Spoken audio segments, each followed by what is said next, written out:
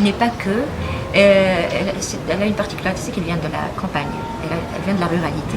Donc si le Gnawa est notre héritage noir au Maroc, l'Aïta vient de la ruralité, elle raconte plein de belles choses, pas des choses moins belles, parce qu'elle raconte aussi l'oppression, l'occupation, la volonté de se libérer de cette occupation.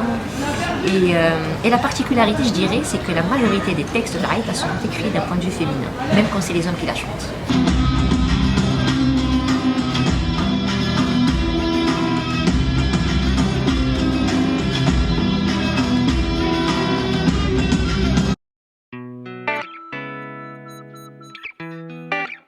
On a vraiment fait un travail de collectage avec Khalil. On a voyagé au Maroc, on est parti au berceau de l'Aïta, qui est la région de Adda Sefi.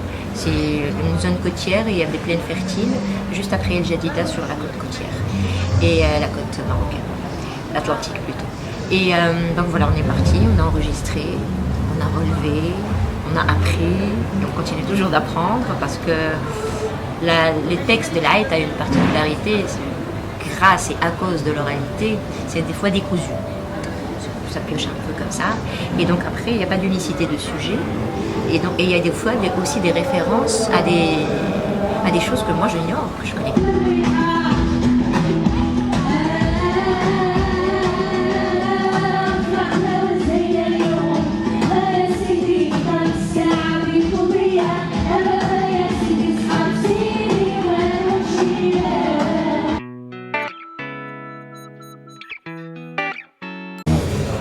À mon goût, non. Ça mériterait d'être encore plus mis en valeur et mis en avant. Et je pense que c'est peut-être des fois on a du mal avec notre propre patrimoine. On ne fait pas partie de ces peuples-là qui ont grandi en se galvanisant de la pluralité de leurs origines, de leur patrimoine. Mais il y a un travail qui est fait. Je ne dis pas, je dénigre pas complètement, mais ça mériterait encore plus. Surtout l'Aïta qui n'a jamais voyagé.